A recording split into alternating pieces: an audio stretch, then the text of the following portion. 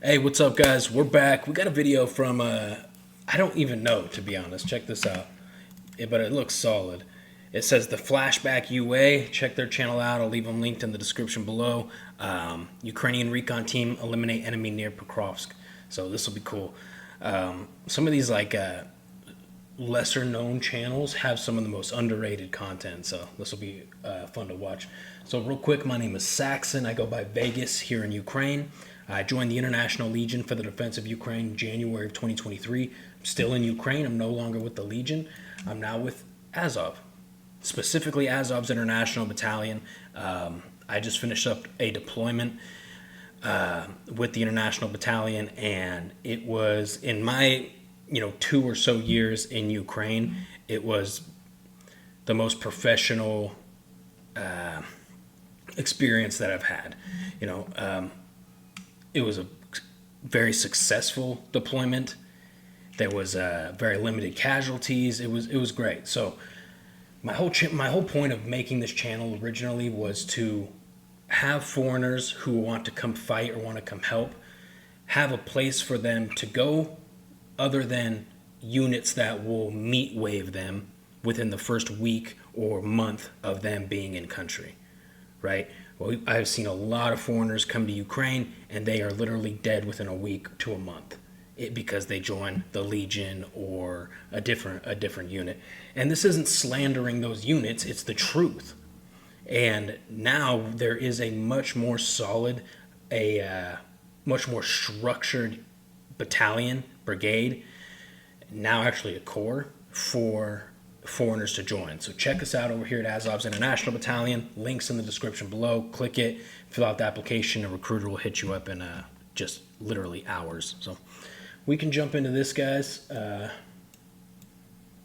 Also, good news about Trump sending more weapons, right?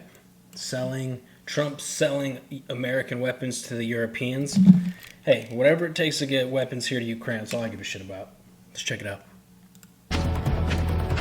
Hands up where I can see them. Raise your hands, damn it. If no one comes out, we'll storm the house. Okay, so this is the, it's going to be dubbed. A lot of you guys seem to love the dubbing. Come. Russian fighter was infiltrated into territory of the village where our platoon command post was located. We intercepted his radio signal. He was reporting our troop and vehicle movements.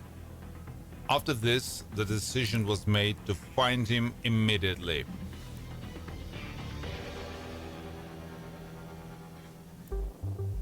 Anybody home? Go out. If no one comes out, we will start storming the house.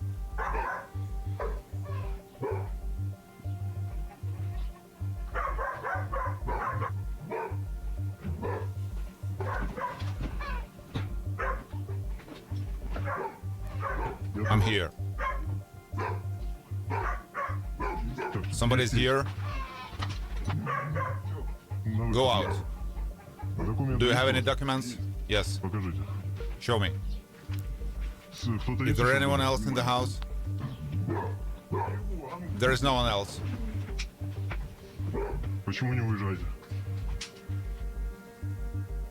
Why haven't you evacuated? What's your purpose for being here? They will come and take it. Do you have photos? One moment.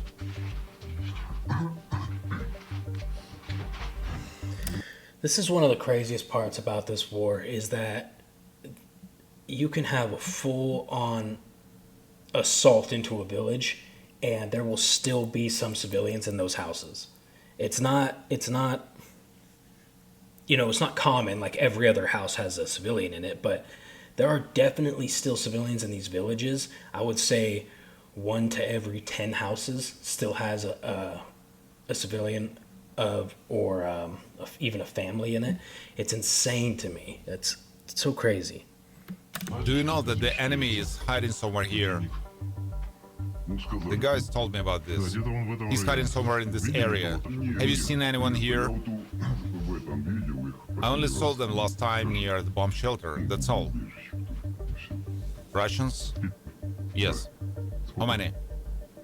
There were 2. When it was? 4 days ago. Can you show where? It will be in front of you if you come out. Some kind of shelter? Yes. Did they visit you? No. How many civilians live on this street? Getting information like this from the locals is invaluable. It is such a leg up on the enemy and the situation, just the tactical situation in general, right? We and not always just for the enemy. I was in a village with the team with our team, and we ran out of food. So we ended up meeting a civilian, just like this guy, and he told us, yeah, if you check this house down in the basement, they should have a bunch of stored canned goods and stuff like that. Boom. That guy just, I won't say saved our lives, but he made our operation a lot more comfortable because we could go find food, water. 8 people. How old are they? Old? No, not old. They're young ones.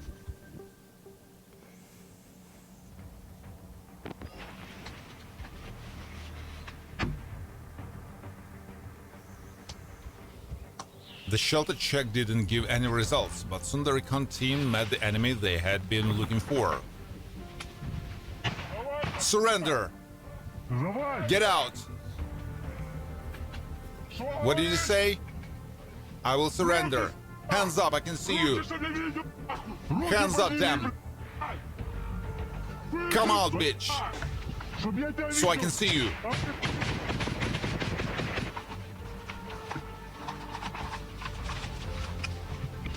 Grenade. You threw it, didn't you?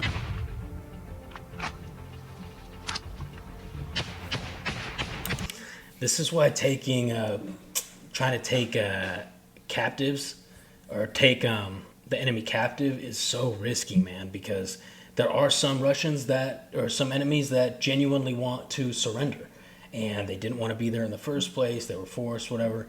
They genuinely want to give up and surrender to the Ukrainians. But then you have the dirtbags, like it seemed like this guy, who says, okay, I'm surrendering, and he'll come out and launch a grenade, or he's got his rifle behind his back or something like that, It's such a polarizing topic when it comes to taking prisoners in a combat situation like this or not, right? Because there's this conception that you can't shoot or kill somebody who is surrendering, but that's not always the case, right? If the tactical situation allows for you to secure this person and secure your safety and your team's safety, yes, absolutely. But if the tactical situation does not, and you're in the middle of a firefight, sorry, buddy, it's war. Come out, bitch! You will live, damn it! Come out! I swear we won't shoot! I came out. Hands up! Why were you shooting?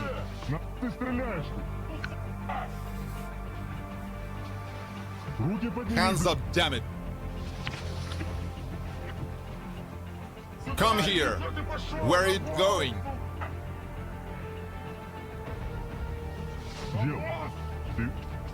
Hands up! Follow my voice, damn it! Do you see him? Where is he? Where are you, damn it? Where is he? He ran away.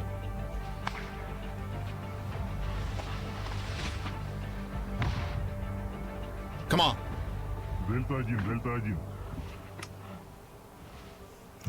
So this is a good example, man. These guys gave this guy 2 chances. They let him come up. He started shooting at him. He went back down. He came back up, and they told him to surrender again. And they let him come up and actually run away. These guys are you could tell they're very well trained.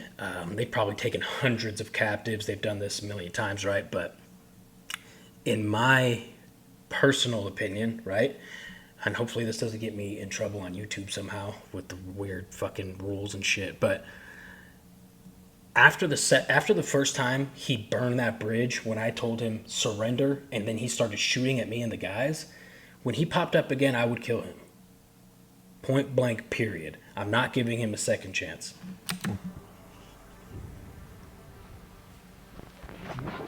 Давай.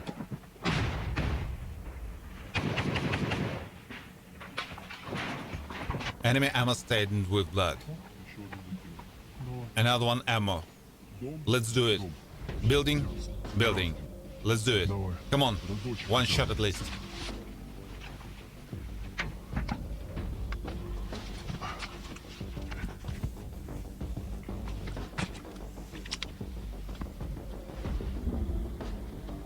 Shot. Пострел. These are bull spikes. Oh no, that's an AT4 maybe? It looked like a bull spike to me, but they're single-use launchers, right? So that's fire and forget. You strap them onto your back, or usually you strap them onto your back or on a sling. When you're infilling, you get into the scenario where you need to use it. You fire it, you throw it, you move on. Oh.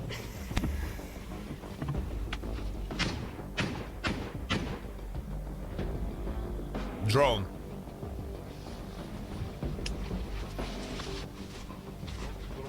Да.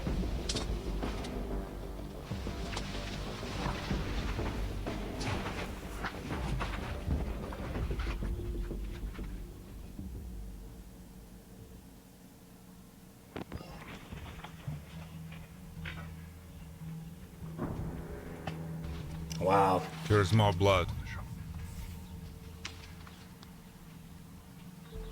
These guys are good, dude. I haven't actually seen a Ukrainian unit track a wounded soldier like this, like with the blood. And those are not big. It's not like puddles of blood, right? Like it's not like that's something I look for on a mission. If you see like a puddle of blood, it's very obvious. Like, oh shit, the enemy probably went this direction. That's a droplet on a leaf, dude. These guys are good. Also, I want to mention this. This is a 2v2 bull for what they think, at least prior to engaging with this guy. It's a 2v2. And I've mentioned this in my other videos. If you operate in more than two-man teams here in Ukraine, you'll get FPV to shit, artillery to shit, fixed-wing drone, kamikaze drone to shit. But two-man teams, oftentimes the enemy will not want to waste their ordnance, their shells, their FPVs on a two-man team. And obviously the Russians are doing the same thing. That civilian that they saw in the house said there was two of them. So this is literally a 2v2, like in fucking Tarkov, Escape from Tarkov or some shit, in the most high-stakes hunting match humanity can play.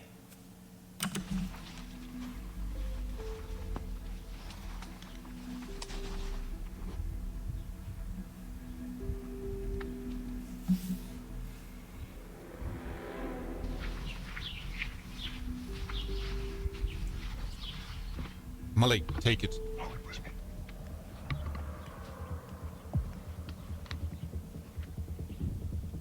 No What shit. old man, for God's sake.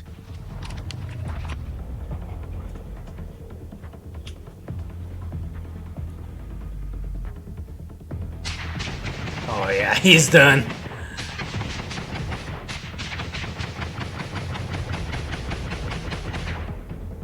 That's it. He's ready. Они скулишь. Don't He's cry. ready. Вас надо было You should have surrendered. скулишь, га. Ты отстреливалась. No need to die like that. Why did you shoot?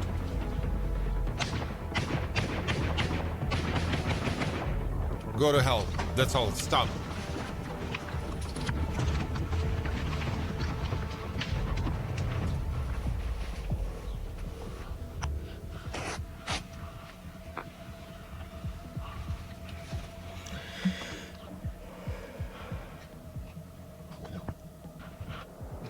Все, отваливаем, пацаны. That's it. Let's get out of here, boys. This is how so many engagements are on on the front now, because I've mentioned this in the past, but basically the Russians will just try to disrupt and confuse the Ukrainian front lines, right? So they will send in 1 soldier, 2 soldier, 3 soldier. Sometimes they'll drop them off in BMPs and send 6 soldiers out, and they just kind of disperse into the village, hop into different houses. They'll send in the dirt bikes with 2 guys, 2 Russians on it. If they get to their destination, which often they don't, but if they do, they'll ditch the bike and they'll jump into the houses. And now this front line that used to be a stabilized front is now compromised, because you have a Ukrainian unit and then 2 houses down, potentially Russian unit, right? And then 2 houses down from that, you have another Ukrainian unit. So it gets all intermingled and intertwined like this. It's extremely confusing. It's one reason blue friendly fires are so common here. But this is how they this is how they answer that problem of the lines being infiltrated like that by 1, 2, 3 guys, is they send in small task force, small fire teams, well-trained individuals who will hunt these people, remove them, and ideally stabilize that position and that front again. This was really fucking cool to watch, actually. And we never get to see the enemy. That guy they actually got eyes on that dude. The Russian walked up on him, so that was sick. Here, let's finish it off. During the search, we found a printed map. Sectors, landmarks, everything marked. This wasn't some lost rookie. He was trained with real experience. It takes serious prep to sit in enemy territory for a month. A month? I'll cover Malish with a blanket. Sleep, my little one. Sleep, honey. Bye-bye. Yo, check this channel out, dude. These guys are awesome. That was a really cool video. Hello everyone. So Hold you up. may see this video playing now, which was shared. Flashback UA, man. We'll definitely react to more of their shit. So, a couple things. That was cool. Like I said, we rarely get to see the enemy actually on a body cam like we just saw there. But 1 month in enemy territory, so that Russian had infiltrated and had been within the Ukrainian lines for a month. Like he said, that is no rookie. That is extremely difficult to do. With no support, that's crazy. Basically, you're just scavenging and looting around for food and water, and ideally trying to convince the locals that maybe you're Ukrainian, so they help you. That was cool. And oftentimes you'll see these guys, they'll come in 3-man teams, 2-man teams, and then 1 or 2 of them will die. And then there is just 1 left. And that one person is the one disrupting the lines, but they're still communicating back with their people, right? And they're like, okay, so there's a Ukrainian drone team at this grid, this coordinate on the map. And they infill using this route. This is where the BMP and the bulldogs and shit drop them off. That's huge, dude. That one guy can be responsible for tens, 20, 30 Ukrainian deaths, potentially more if he's like really, really good, but just because the information that he can share back with his people. Very cool video. That was awesome. If you're on your way out to Ukraine, you want to do some shit like this, hit us up down here. The link's down here. We're in Azov's International Battalion. This is an assault unit. This is the kind of shit that we do. So my direct application link is below. So you fill out that application. It will show that you know who I am, like that we know each other, right? It's my referral link. And then a recruiter will contact you really soon. I love you guys. I'll see you in the next video.